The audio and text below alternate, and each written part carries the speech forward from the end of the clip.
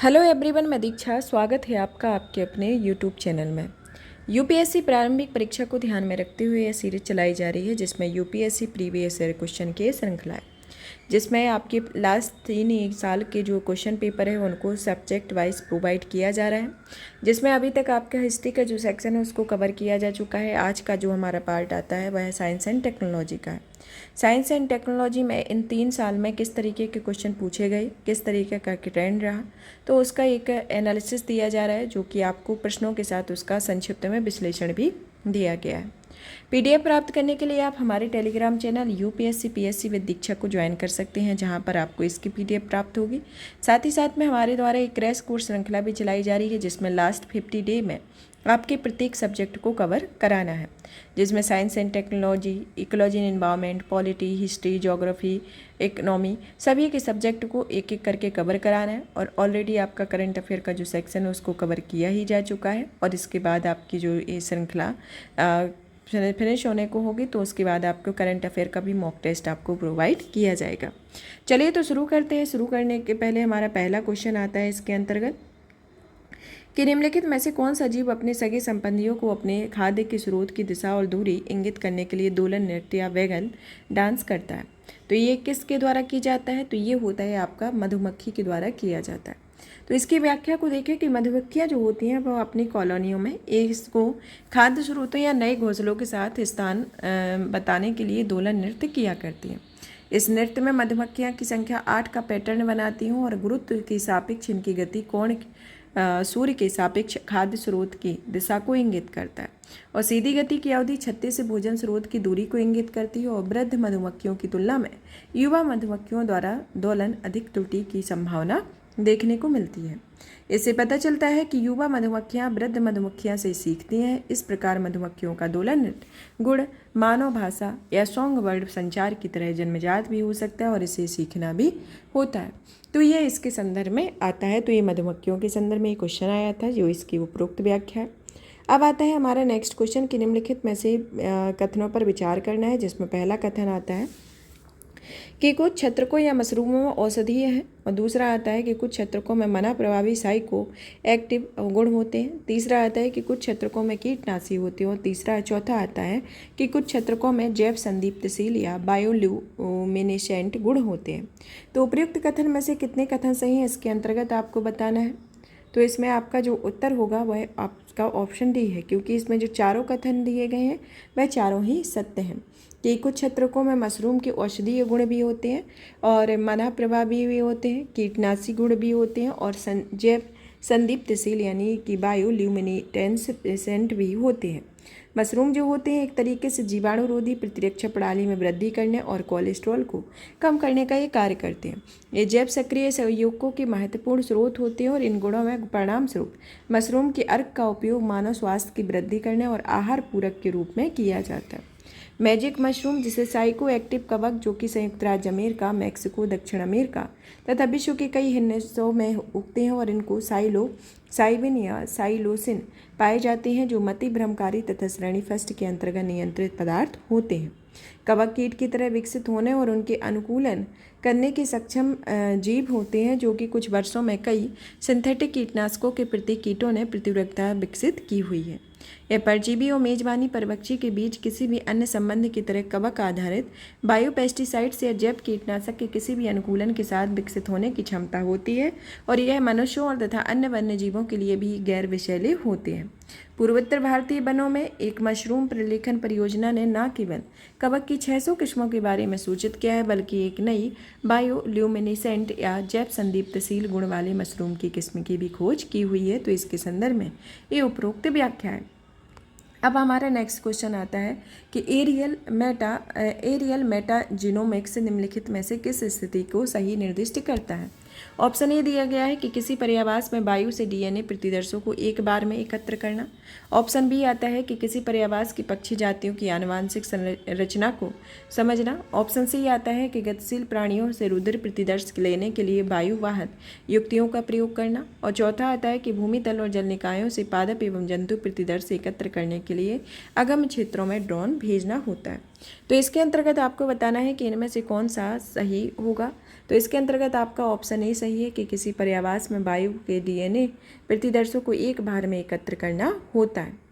इसमें बेटा जीनोमिक्स एक तरीके से देखा जाए तो इसका आशय होता है कि यह सभी जीवों में आमतौर पर रोगाणुओं से काफ़ी बड़ी मात्रा में पृथक किए गए संपूर्ण न्यूक्लियोटाइड अनुक्रमों की संरचना और कार्य का अध्ययन करना होता है।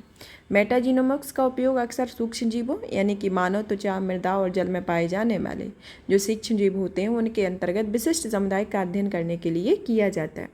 यह एक तरीके से एरियल मेटाजोनोमिक्स एक तरीके से ऐसा वैज्ञानिक क्षेत्र होता है जिनमें वायु में मौजूद आनुवांशिक पदार्थों, विशेष रूप से पर्यावास से निलंबित सूक्ष्म जीवों के डीएनए और आरएनए का अध्ययन करना शामिल होता है। यह आउटडोर वायु, इंडोर वायु और वायु जनित कणों जैसे विभिन्न वातावरण से एकत्र किए गए वायु के नमूनों में पाए जाने वाले माइक्रोवेल जीवों और माइक्रोबायोल के विश्लेषण पर केंद्रित होते हैं। तो इस तरीके से इसका ऑप्शन ए सही है। नेक्स्ट क्वेश्चन आता है कि बायो सैटेलाइट डीएनए निम्नलिखित में से किस एक मामले में प्रयोग किया जाता है। तो बायो सैटेलाइट डीएनए के संदर्भ में पूछा गया है। तो इसमें ऑप्शन ए आता है कि यह प्राणी जात की विभिन्न जातियों के बीच विकासपरक संबंधों का अध्ययन करना है। ऑप्शन बी आता है कि स्टेम कोशिकाओं को विविध कार्यात्मक ऊतकों में रूपांतरित होने के लिए उद्दीपित करना है। ऑप्शन सी आता है कि उद्यान कृषि के पादपों के कॉलोनी प्रसार को संवर्धित करना। और ऑप्शन डी आता है कि किसी समष्टि में श्रृंखलाबद्ध औषध परीक्षण कर औषधों की प्रभावकारिता का आकलन करना होता है। तो इसके अंतर्गत आपको सही उत्तर की पहचान करनी है। तो इसके अंतर्गत देखा जाए तो आपका पहला उत्तर भी सही है और डी भी उत्तर सही है। तो इसकी व्याख्या को देख लेते हैं कि एक तरीके से देखा जाए कि माइक्रोसैटेलाइट जो जीनोमिक्स होते हैं, माइक्रोसैटेलाइट जो होते हैं वह जीनोमिक्स से संबंधित होते हैं, जो कि डीएनए के एक छोटे खंड को संदर्भित करता है जो आमतौर पर लंबाई में 1 से 6 या अधिक क्षार युग्मों यानी कि बेस पेयर जिनका एक विशेष जीनोमिक स्थान पर कई बार अनुक्रमण करता है। ये डीएनए अनुक्रम आमतौर पर गैर कोडित होते हैं। ये रोग की व्यापकता, दुर्लभ रोगों से संबंधित नई जीनों की खोज, उन्नत नैदानिक विधियों और इन बीमारियों के लिए नवीन औषधियों के विकास के लिए मूल्यवान अंतर्दृष्टि प्रदान करने के लिए उपयोगी होते हैं। तो इस तरीके से ये आता है। अब क्वेश्चन आता है कि एनीमिया मुक्त भारत रणनीति के संदर्भ में अंतर्गत की जा रही व्यवस्थाओं के संदर्भ में निम्नलिखित कथनों पर विचार कीजिए। पहला कथन कहता है कि इसमें स्कूल जाने से पूर्व के प्री स्कूल बच्चों, किशोरों, गर्भवती महिलाओं के लिए रोग निरोधक कैल्शियम पूरकता प्रदान की जाती है। दूसरा आता है कि इसमें शिशु जन्म के समय देरी से रज्जु बंद करने के लिए अभियान चलाया जाता है। तीसरा आता है कि इसमें बच्चों और किशोरों के निर्धारित अवधियों पर कृमि मुक्ति की जाती है। चौथा आता है कि इसमें मलेरिया, हीमोग्लोबिनोपैथी, फ्लोरोसिस पर विशेष ध्यान के साथ स्थानिक बस्तियों में एनीमिया के गैर पोषण कारणों की ओर से ध्यान दिलाना शामिल होता है। तो उपयुक्त कथनों में से कौन सा कथन सही है इसके अंतर्गत आपको बताना है। तो इसमें आपका ऑप्शन ए दिया गया है केवल 1, ऑप्शन बी केवल 2, ऑप्शन सी केवल 3 और ऑप्शन सी डी दिया गया है सभी 4। तो इसमें एक तरीके से देखा जाए तो आपके केवल 3 कथन ही इसके अंतर्गत सही है। ऑप्शन सी होगा। व्याख्या को देख लेते हैं कि एनीमिया रक्ताल्पता जिसे कहा जाता है, एनीमिया मुक्त भारत के हस्तक्षेप के संदर्भ में देखा जाए तो इसमें रोग निरोधी कैल्शियम पूरकता नहीं बल्कि प्रोफिलैक्टिक आयरन और फोलिक एसिड पूरकता बच्चों, किशोरों एवं प्रजनन आयु की महिलाओं तथा गर्भवती महिलाओं को एनीमिया के बावजूद प्रदान की जाती है।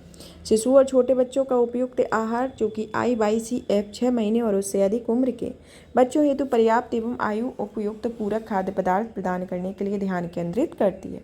अपने आहार में विविधता लाकर भोजन की मात्रा एवं आवृत्ति में वृद्धि करना, साथ ही खाद्य पदार्थों में आयरन युक्त, प्रोटीन युक्त, विटामिन सी युक्त खाद्य पदार्थों का सेवन बढ़ाना होता है। सभी स्वास्थ्य सुविधाओं के जन्मों में विलंबित कार्ड क्लैम्बिंग यानी कि रक्त प्रवाह को रोकना, कम से कम 3 मिनट या रज्जु स्पंद बंद होने तक को बढ़ावा देना और इसके प्रसव की 1 घंटे के भीतर प्रारंभिक स्थापन कराने पर जोर देना होता है। राष्ट्रीय कृमि मुक्ति दिवस जो कि कार्यक्रम में 1 से 19 वर्ष के आयु वर्ग के बच्चों हेतु द्विवार्षिक सामूहिक कृमि नियंत्रण किया जाता है, जो कि नेशनल डेवॉर्मिंग डे के अंतर्गत यह हिस्से में एक एनीमिया मुक्त भारत में गर्भवती महिलाओं, प्रजनन आयु की महिलाओं हेतु कृमिनाशक दवा भी शामिल होती है। मलेरिया, हीमोग्लोबिनोपैथी और फ्लोरोसिस का विशेष ध्यान देना के साथ साथ स्थानिक क्षेत्रों में एनीमिया के गैर पोषण संबंधी कारणों को भी उजागर करना होता है। तो इसके अंतर्गत उपरोक्त व्याख्या होती है। अब आता है आपका क्वेश्चन जिसमें पूछा गया है कि निम्नलिखित क्रियाओं पर विचार कीजिए। पहला आता है, इसमें आपको बताना है इसके अंतर्गत पहला है कि कार्यक्रय से टक्कर का, जिससे एक एयरबैग लगभग तुरंत फैल जाती है, पता लगाना। दूसरा आता है कि लैपटॉप अचानक धरातल पर गिर पड़ने पर जैसे कि हाई ड्राइव तुरंत बंद हो जाता है, और पता लगाना। और तीसरा आता है कि स्मार्टफोन के झुकाव का, जिससे पोर्ट्रेट और लैंडस्केप मोड के बीच प्रदर्शन डिस्प्ले घूम जाता है, इसका पता लगाना है। तो आपको इसके अंतर्गत बताना है कि इसमें ये जो क्रियाएं हैं वह किसमें त्वरणमापी या एक्सेलेरोमीटर के प्रकार की आवश्यकता होती है। तो इसमें किसके लिए इसकी एक्सेलेरोमीटर की आवश्यकता होती है? तो इसमें तीनों में ही आवश्यकता होती है कि जब कार क्रैश कर जाए या टक्कर कर जाती है तब एयर बैग लगभग तुरंत फैल जाते हैं, उसका पता लगाने में। लैपटॉप जब अचानक धरातल पर गिर जाता है तो हाई ड्राइव तुरंत बंद हो जाती है, उसका पता लगाने में।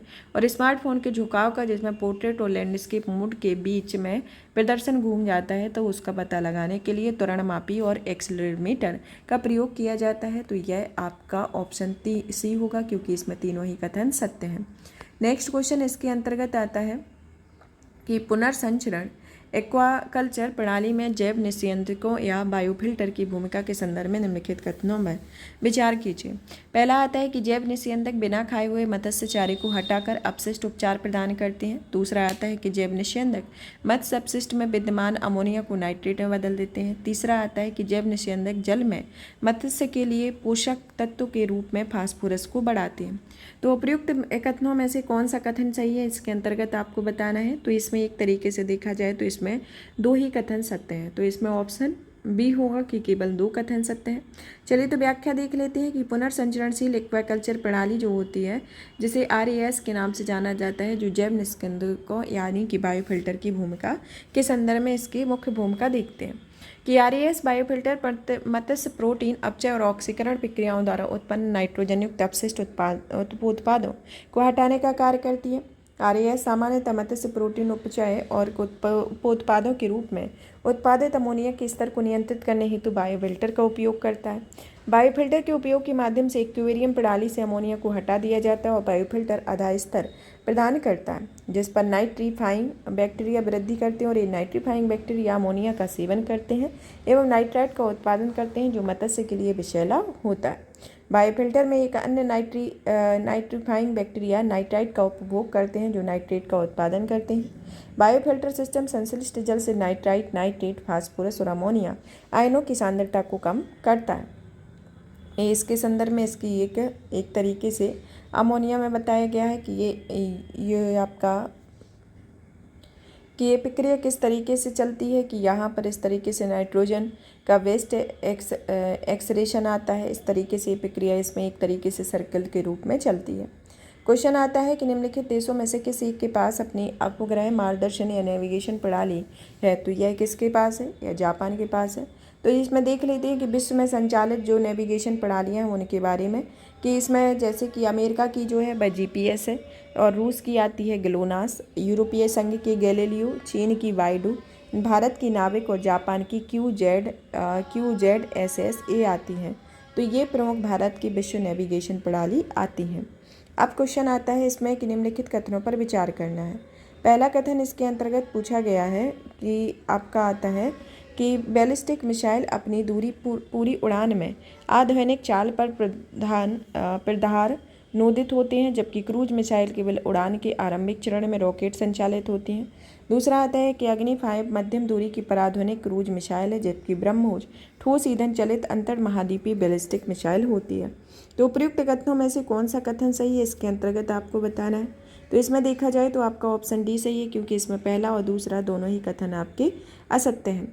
व्याख्या को देखते हैं कि इसमें क्रूज मिसाइलें जो होती हैं वह अपनी पूरी उड़ान में आधुनिक चाल पर प्रधानोदित होती हैं, जबकि बैलिस्टिक मिसाइल केवल उड़ान के प्रारंभिक चरण में रॉकेट संचालित होती हैं, जिससे बाद में ये लक्ष्य के लिए एक आर्किक प्रक्षेपक का अनुसरण करती है।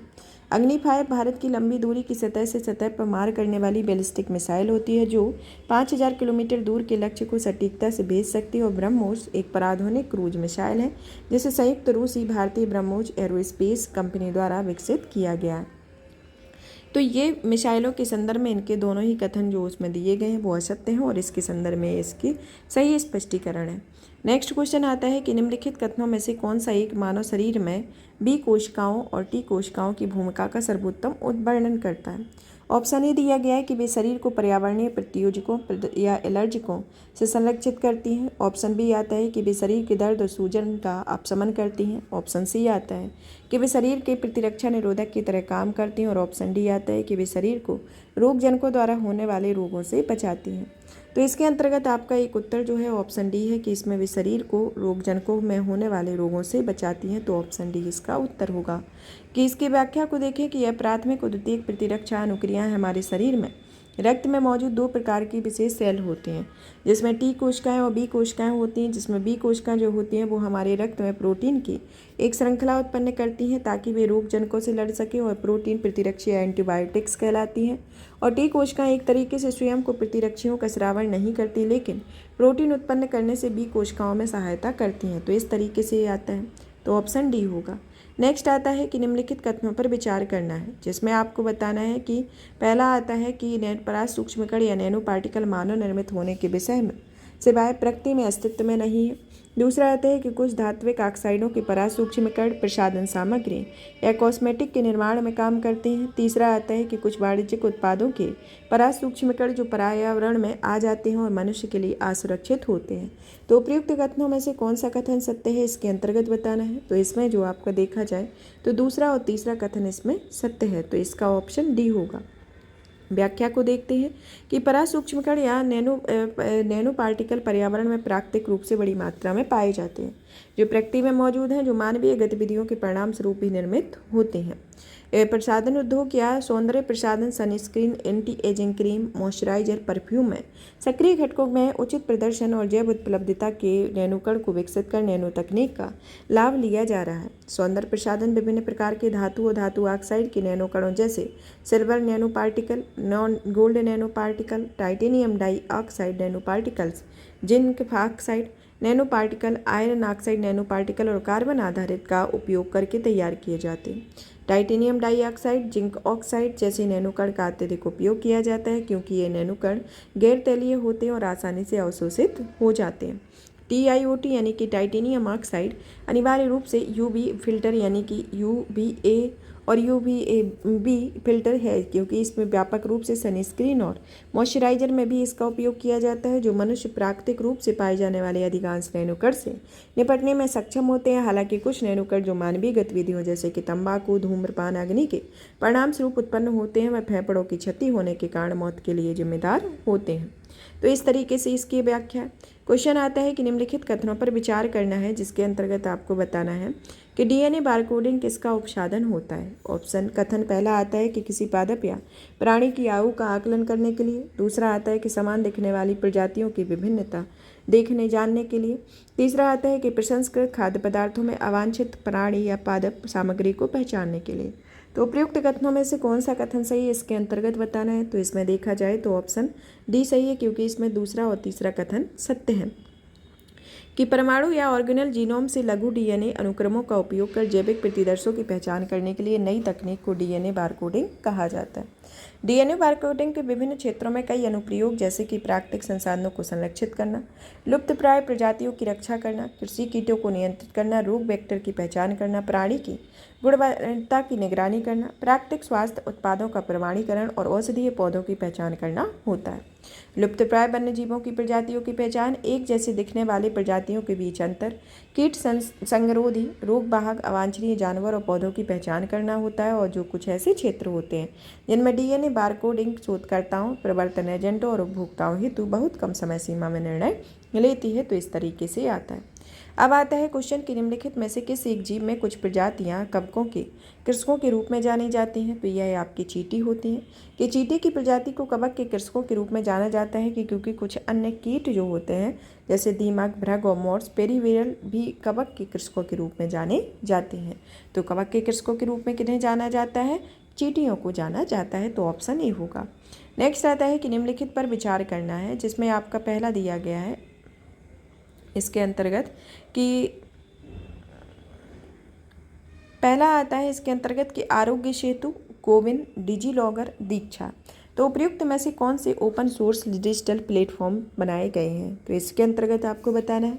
तो ये जो डिजिटल प्लेटफॉर्म बनाए गए हैं सभी प्लेटफॉर्म को बनाया गया है, क्योंकि इसमें पहला, दूसरा, तीसरा, चौथा, चारों ही जो कथन है वह सत्य हैं, तो ऑप्शन डी होगा। इसकी व्याख्या को देखें कि यह आरोग्य सेतु का एक प्रमुख खासियत पारदर्शिता, निष्ठा या सुरक्षा रही है। भारत की ओपन सोर्स सॉफ्टवेयर नीति की तर्क पर आरोग्य सेतु सोर्स कोड को सार्वजनिक कर दिया गया था और यह कोविन प्लेटफॉर्म को ओपन सोर्स बनाया जा रहा है, जो सभी लोगों और देशों के लिए उपलब्ध है। दीक्षा पोर्टल, जो कि 5 सितंबर 2017 को भारत के उपराष्ट्रपति के द्वारा लॉन्च किया गया था, जो एक ओपन सोर्स प्लेटफॉर्म है और यह डिजिटल इंफ्रास्ट्रक्चर है जो कि भारत सरकार के शिक्षा मंत्रालय में राष्ट्रीय शैक्षणिक अनुसंधान और प्रशिक्षण परिषद की एक पहल है। अब आता है कि डिजी लॉकर के बारे में, जो कि एक डिजिटल इंडिया के तहत एक पहल है, जिसे भारत सरकार के प्रमुख कार्यक्रम का उद्देश्य भारत को डिजिटल रूप से सशक्त समाज और ज्ञान अर्थव्यवस्था में बदलना है। यह कागज रहित शासन के विचार पर लक्ष्य डिजी लॉकर डिजिटल तरीके से दस्तावेजों और प्रमाण पत्रों को जारी करने और सत्यापन के लिए एक मंच देता है, जो कि एक प्रकार से भौतिक दस्तावेजों के उपभोग को समाप्त करता है। अब आता है क्वेश्चन के वेब 3.0 के संदर्भ में निम्नलिखित कथनों पर विचार कीजिए। पहला आता है कि यह प्रौद्योगिकी वेब 3.0 प्रौद्योगिकी में व्यक्ति अपने स्वयं के आंकड़ों पर नियंत्रित कर सकते हैं। दूसरा आता है कि वेब 3.0 संसार में ब्लॉकचेन आधारित सामाजिक नेटवर्क हो सकते हैं। तीसरा आता है कि वेब 3.0 किसी निगम द्वारा परिचालित होने की बजाय प्रयोक्ताओं द्वारा सामूहिक रूप से परिचालित किया जाता है। तो उपयुक्त कथनों में से कौन सा कथन सही है? तो इसमें आपके तीनों ही कथन इसके अंतर्गत सत्य हैं, तो ऑप्शन डी होगा। व्याख्या को देखें तो वेब 3 जो होता है कि अवधारणा वेब 3.0 भी कही जाती है। इसका उपयोग इंटरनेट के संभावित अगले चरण के वर्णन के लिए किया जाता है और यह 2021 में काफ़ी चर्चा का विषय रहा था, जिस कारण से उस टाइम पे ये क्वेश्चन पूछा गया था। और इस साल में जो भी चर्चा का विषय रहेगा उसको आपको देखना है, क्योंकि चर्चा में जो विषय रहते हैं तो उनसे रिलेटेड आपके क्वेश्चन पूछे जाते हैं, जैसा कि एग्जाम्पल के तौर पर आप देख ही सकते हैं।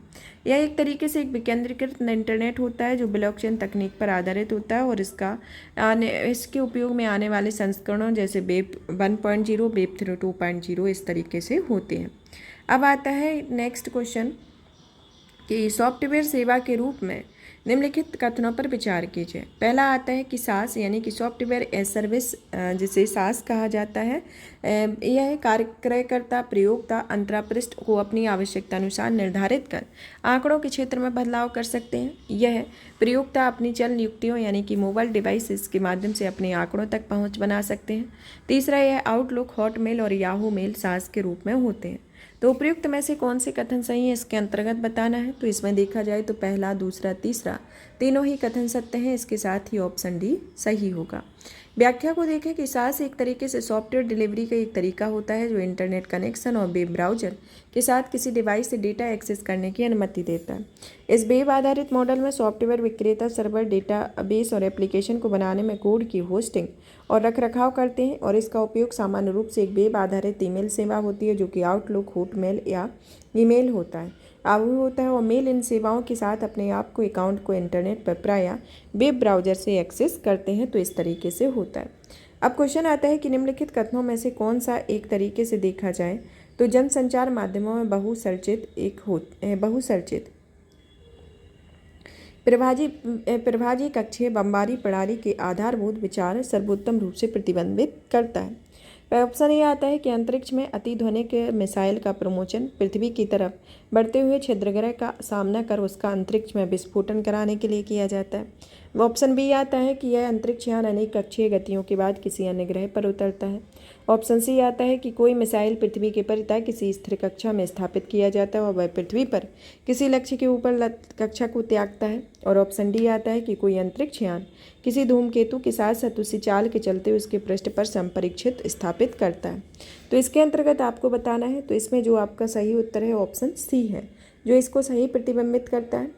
ये फ्रिक्वेंशियल ऑर्बिटर बॉम्बार्ड सिस्टम एक तरीके से वॉरहेड डिलीवरी सिस्टम है जो अपने लक्ष्य गंतव्य की ओर से लो अर्थ ऑर्बिट का उपयोग करता है और लक्ष्य तक पहुंचने के ठीक पहले एक प्रतिगामी इंजन बर्न से होकर गुजरता है। सोवियत संघ ने पहली बार 1960 के दशक में फोर्ब्स को परमाणु हथियार वितरण प्रणाली के रूप में विकसित किया था और यह परमाणु हथियार भेजने के लिए अंतरिक्ष का उपयोग करने वाले पहले सोवियत प्रयासों में से एक था। क्वेश्चन आता है 65 नंबर का। इसमें दिया गया है कि क्यूबिट शब्द का उल्लेख निम्नलिखित में से कौन से एक प्रसंग में होता है। तो ये आपका क्वांटम संग्रहण में होता है, जो एक तरीके से क्वांटम कंप्यूटर क्यूबिट या क्वांटम बिट में गणना करते हैं। वे क्वांटम यांत्रिकी के गुणों को उपयोग करते हैं और क्वांटम यांत्रिकी वह विज्ञान होता है जो परमाणु पैमाने पर पदार्थ के व्यवहार को नियंत्रित करता है। इस तरीके से आता है। क्वेश्चन आता है कि निम्नलिखित में से संचार प्रौद्योगिकियों पर विचार करना है। पहला आता है कि निकट परिपथ या क्लोज सर्किट टेलीविजन, दूसरा आता है रेडियो आवृत्ति अभिनिर्धारण, तीसरा आता है बेतार स्थानीय क्षेत्र नेटवर्क। तो उपयुक्त में से अलग परास युक्तियाँ प्रौद्योगिकियाँ मानी जाती हैं, तो इसके अंतर्गत बताना है। तो एक तरीके से देखा जाए तो इसका ऑप्शन डी होगा। तो इसमें 1, 2, 3 मतलब कि तीनों ही कथन सत्य हैं। इसके अंतर्गत आता है कि यह शॉर्ट रेंज डिवाइड ऐसे रेडियो उपकरण होते हैं जो कि अन्य रेडियो सेवाओं के साथ व्यवधान का काम जोखिम प्रदान करते हैं, क्योंकि उनकी संचार शक्ति और सीमा कम होती है। शॉर्ट रेंज डिवाइस जो एक तरीके से कई अलग अलग प्रकार के वायरलेस उपकरणों का प्रयोग करती है, जिनमें अधिगम, नियंत्रण, अलार्म और movement detector, close circuit television, wireless microphone सहित तार रहित ऑडियो उपकरण, औद्योगिक नियंत्रित स्थानीय क्षेत्र नेटवर्क, चिकित्सा प्रत्यारोपण, मीटरिंग डिवाइस और रिमोट कंट्रोलिंग इसके अंतर्गत आता है।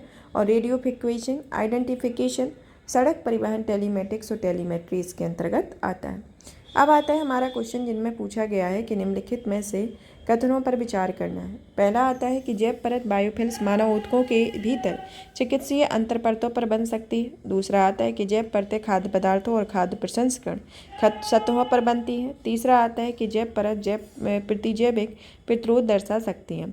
तो उपयुक्त कथनों में से कौन सा कथन सत्य है? तो इसके अंतर्गत आपका पहला, दूसरा, तीसरा जो तीनों कथन है वह सत्य हैं। तो इसके साथ ही ऑप्शन डी होगा। इसकी व्याख्या को देखा जाए तो इसमें चिकित्सा की भाषा में जैव परत चिकित्सीय अंतर्दीपों और अंतरूपों और मानव ऊतकों के भीतर सिस्टिक फाइब्रोसिस के रूप में बनते हैं। उद्योगों में ये उपकरण की सतह को कवर करते हैं। जैव परत में अपने इनहेबिटेट्स को विभिन्न प्रतिकूल पर्यावरणीय परिस्थितियों से बचाते हैं। खाद्य उद्योग के परिवेश में जैव परत के निर्माण तेजी से हो सकता है। जो जैव परत का निर्माण 3 मुख्य घटकों के बीच परस्पर क्रिया पर निर्भर करता है।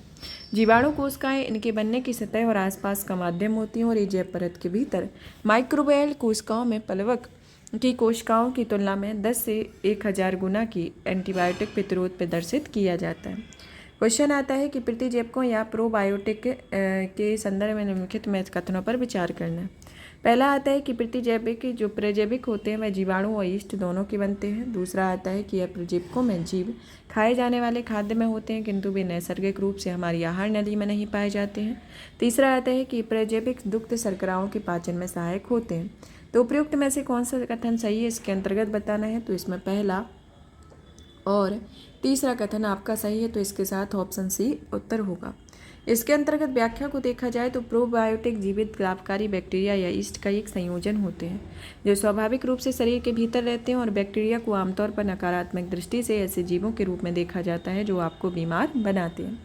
एसिडोफिलस एक प्रोबायोटिक बैक्टीरिया है जो स्वाभाविक रूप से मानव आंत्र और शरीर के अन्य भागों में उपस्थित होता है और यह बैक्टीरिया पाचन तंत्र को लैक्टोज जैसे शर्करा को लैक्टिक एसिड में विखंडित करने में मदद करता है और यह मानव आंत्र में खरबों बैक्टीरिया और अन्य सूक्ष्म जीव उपस्थित होते हैं। इस तरीके से आता है।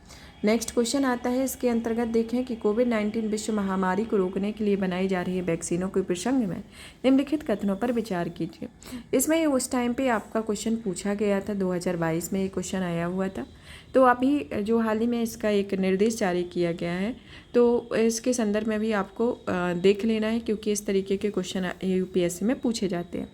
पहला आता है कि भारतीय सीरम संस्थान ने mRNA प्लेटफॉर्म का प्रयोग कर कोविशील्ड नामक कोविड-19 वैक्सीन निर्मित की है। दूसरा आता है कि इसमें स्पुतनिक 5 वैक्सीन रोगवाहक वेक्टर आधारित प्लेटफॉर्म का प्रयोग बनाकर बनाई गई है। तीसरा आता है कि कोवैक्सीन एक निरस्कृत रोगजनक आधारित वैक्सीन होती है। तो उपयुक्त कथनों में से कौन सा कथन सत्य है इसके अंतर्गत बताना है। तो इसमें दूसरा और तीसरा इसके अंतर्गत कथन सत्य है, तो ऑप्शन बी होगा। नेक्स्ट आता है इसके अंतर्गत देखा गया क्वेश्चन की पुनर्संयोजित या रिकॉम्बिनेंट वेक्टर वैक्सीन से संबंधित हाल के विकास के संदर्भ में निम्नलिखित कथनों पर विचार करना है। इसमें कोई पहला कथन आता है कि इन वैक्सीनों के विकास में आनुवांशिक इंजीनियरिंग का प्रयोग किया जाता है। दूसरा आता है कि जीवाणुओं और विषाणुओं का प्रयोग रोगवाहक बैक्टीरिया के रूप में किया जाता है। तो उपयुक्त कथनों में से कौन सा कथन सत्य है। तो इसमें पहला और दूसरा दोनों ही कथन सत्य है, तो ऑप्शन सी होगा।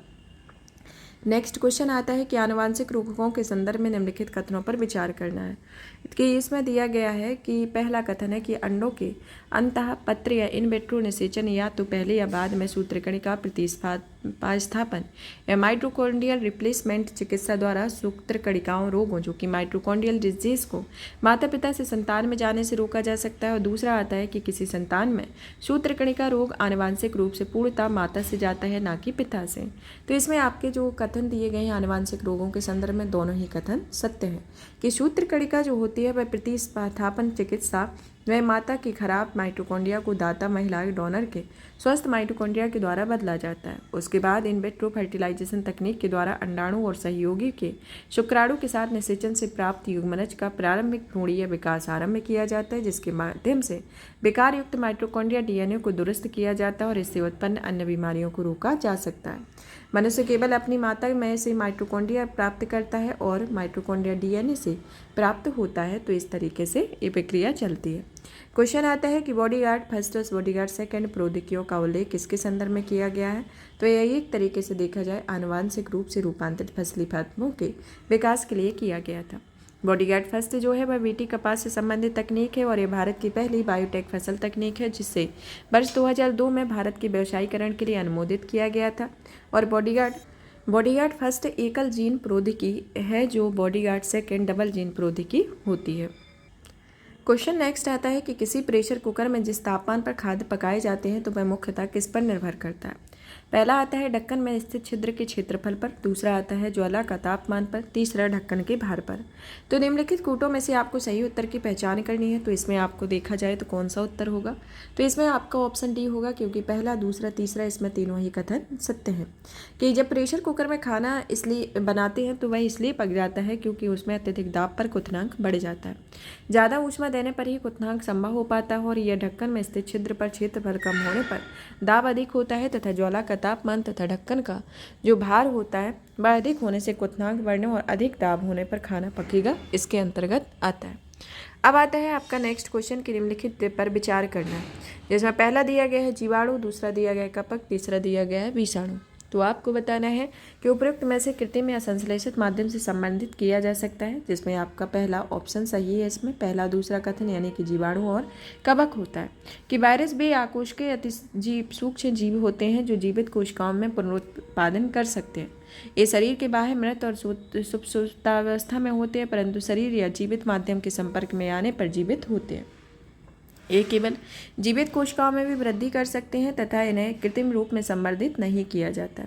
बैक्टीरिया कोशिकीय सूक्ष्मजीव होते हैं जो कि कवक बहुकोशिकीय यूकेरियोटिक जीव होते हैं। बैक्टीरिया एवं कवक दोनों को कृत्रिम रूप में संवर्धित किया जाता है, तो इस कारण से इसकी उपयुक्त व्याख्या है।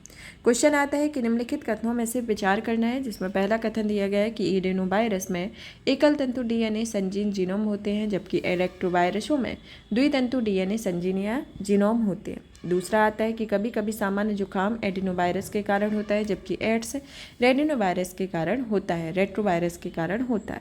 तो आपको इनमें से कथन को बताना है। तो इसमें एक तरीके से देखा जाए तो ऑप्शन बी सही है। ये आपका जब उस टाइम पे चर्चा में रहा था तो इसके संदर्भ में ये आपका करंट का साइंस एंड टेक्नोलॉजी से क्वेश्चन पूछा गया था, तो ऑप्शन बी होगा। इसकी व्याख्या को देखें तो एडेनोवायरस मध्यम आकार का एक न्यूक्लियो कैप्सिड होता है जो कि एक रैखिक द्वितंतु डीएनए संजीन से बना साहेंड्रल वायरस है, जबकि रेट्रोवायरल एकल तंतु डीएनए संजीन आरएनए पशु वायरस है जो प्रतिकृति के लिए द्वितंतु डीएनए मध्यवर्ती को नियोजित करते हैं। एडिनोवायरस आम वायरस होता है जो कई तरह की बीमारियों का कारण है जैसे सामान्य जुकाम, बुखार, गले में खराश, ब्रोंकाइटिस, निमोनिया, दस्त, गुलाबी आंख पैदा करता है। एडिनोवायरस संक्रमण किसी भी उम्र में हो सकते हैं और एक कमजोर प्रतिरक्षा प्रणाली या मौजूदा श्वसन या हृदय रोग वाले रोगों से एडिनोवायरस संक्रमण से बीमार होने की संभावना अधिक होती है। HIV रेट्रोवायरस कहा जाता है क्योंकि यह बैक टू फ्रंट तरीके से काम करता है। अन्य वायरस के विपरीत रेट्रोवायरस डीएनए के बजाय आरएनए का उपयोग करके आनुवांशिक जानकारी संग्रहित करते हैं, जिसका अर्थ होता है कि जब भी मानव कोशिकाओं में प्रवेश करते हैं तो उन्हें स्वयं की नई प्रतियां बनाने के लिए डीएनए को बनाने में आवश्यकता होती है। इस तरीके से आपका कथन 2 सही और विकल्प इसमें दूसरा ऑप्शन बी है। तो यहाँ पर यह है आपके साइंस एंड टेक्नोलॉजी के प्रश्न 2003 साल में जो पूछे गए उनके संदर्भ में बताया गया है। इसकी PDF प्राप्त करने के लिए आप हमारे Telegram channel UPSC PSC with Diksha को ज्वाइन कर सकते हैं, जहाँ पर इसकी PDF प्राप्त होगी। साथ ही साथ अन्य सब्जेक्ट की PDF भी प्राप्त होगी। नेक्स्ट क्लास में नेक्स्ट टॉपिक के साथ मिलेंगे। तब तक आप ज़्यादा अपनी तैयारी को कंप्लीट करते रहें और भी धन्यवाद।